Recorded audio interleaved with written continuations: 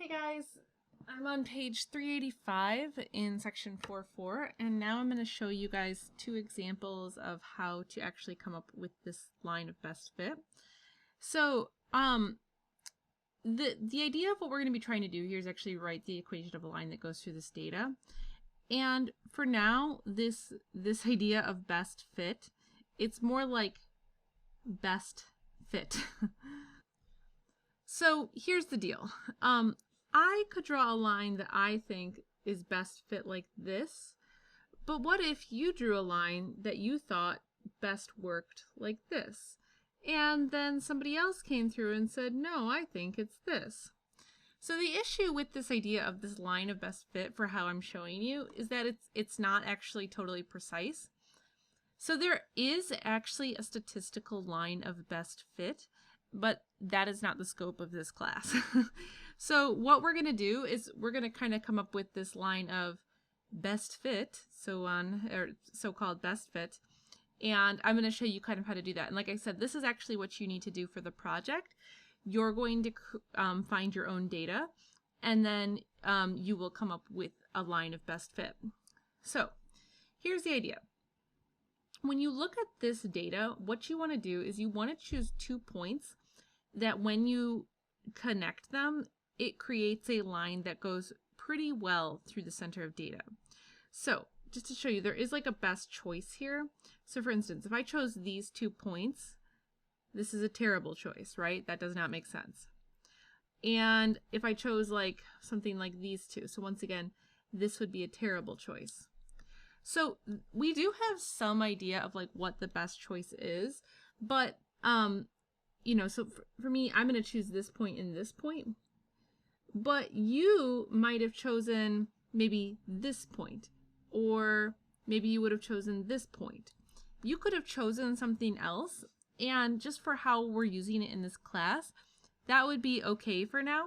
But just for consistency, we're all going to use the same point. But like, so you might have to draw a couple of these if you're doing this for a project, just to figure out, you know, like, or just to nail it. Because sometimes you might draw the line and then like maybe you think it was this and this, and then you connect the line and then you find it's not actually that great of a line. So just something to kind of think about.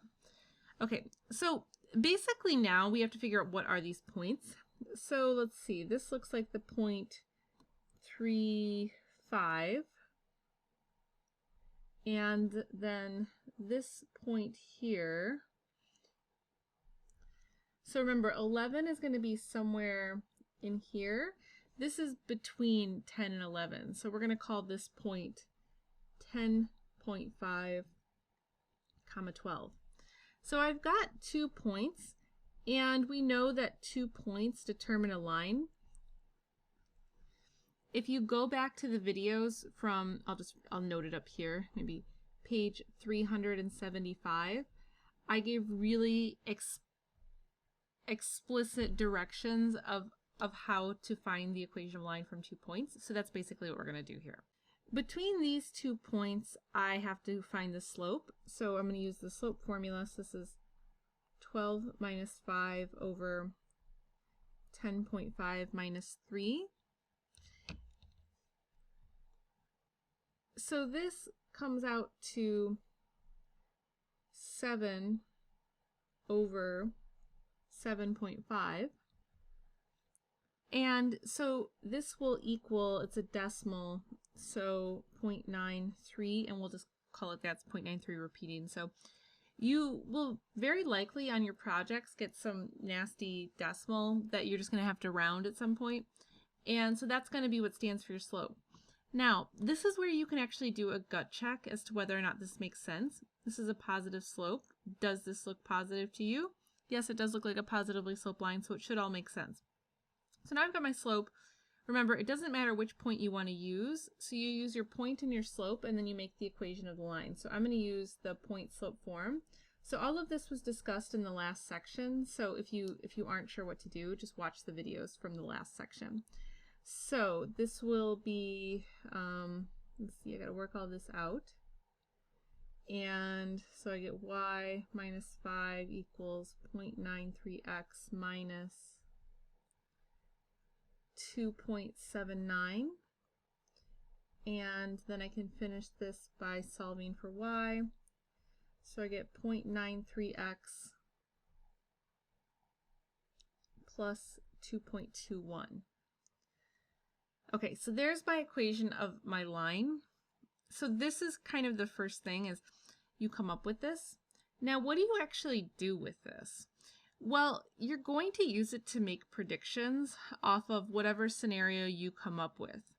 So right now, maybe I don't have like a scenario for this. So let's see, what could we pretend that this is? So just to come up with something, just so you can kind of get the idea of this, this totally wouldn't really fit the data.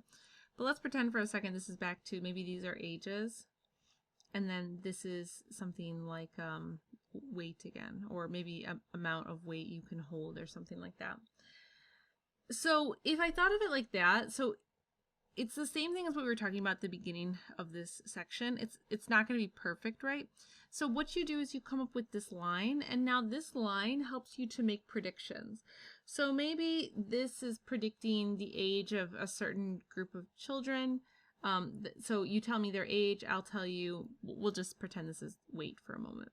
So notice that my data, I don't have anything for 12-year-olds. And so maybe I say, oh, well, what would be a good range for a 12-year-old? So what you do is you would come up with this line, and now you can make basically predictions about that. So that's what this other part of this is. And this is also something, if you're doing the project in my book, then you're going to have to actually, this would be basically what you do to do predictions. So if I'm making predictions, so let's pretend for a second we're going to make a prediction for a 2-year-old and for an 11-year-old. So then what I do is I use this equation of the line, and I can make predictions. And it's really just filling in the table. So I can plug in 2 for this and work this all out. So if I worked that all out, I would get like 4.07.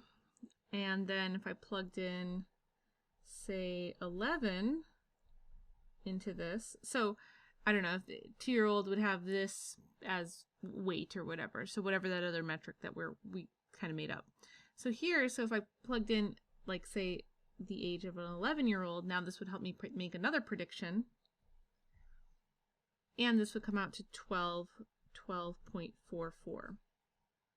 I could also go the other direction with this. So I could say, well, what age would have a weight of 2, or whatever we're calling this? So I could go the other direction with this and plug in 2 for the y and then solve for the x, like this. And then if I wanted to do this, so I would just go through the motions. So I would go through, subtract off the 2.21.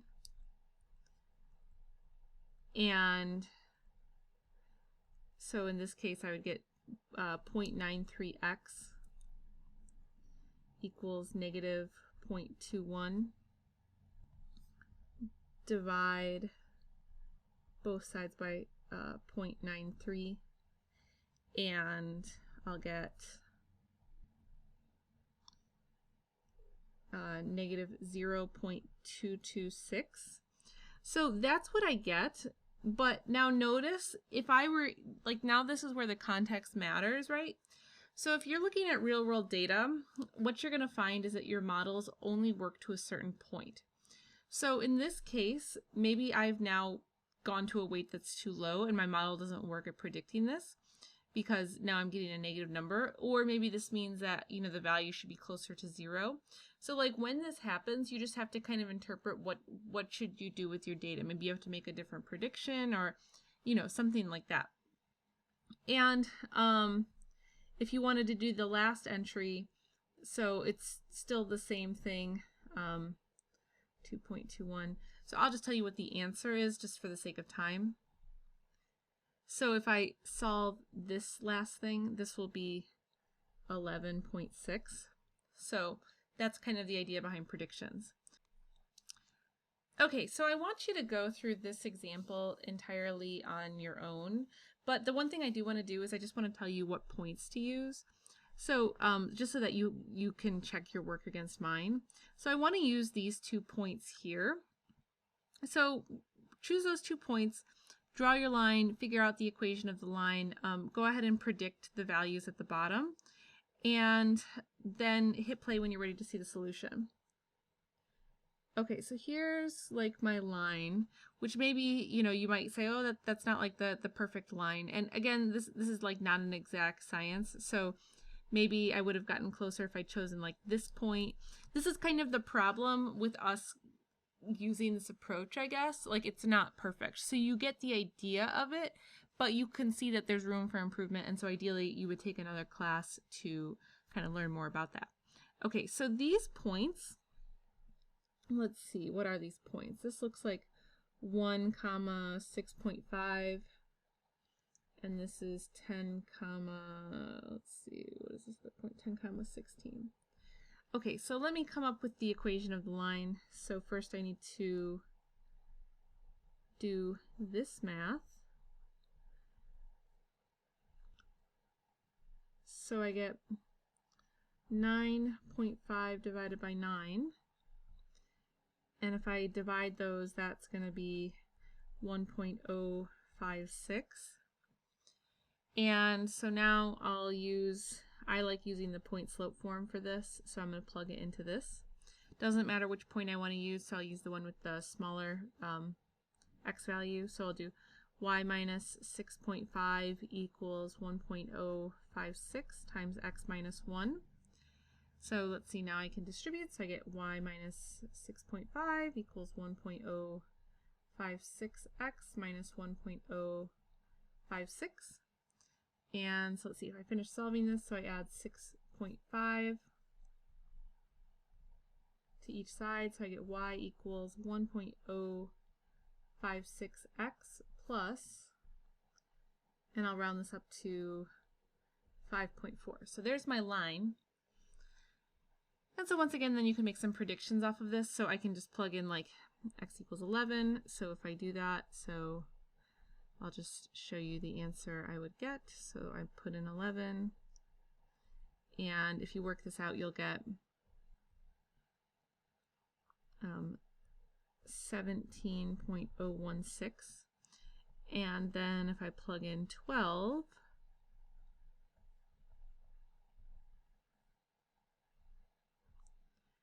I get 18.072.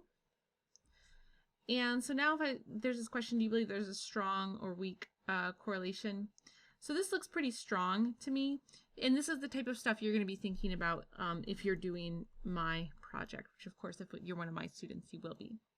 And then the last example is very, very similar. So I'm just going to omit it for now. And that'll cover this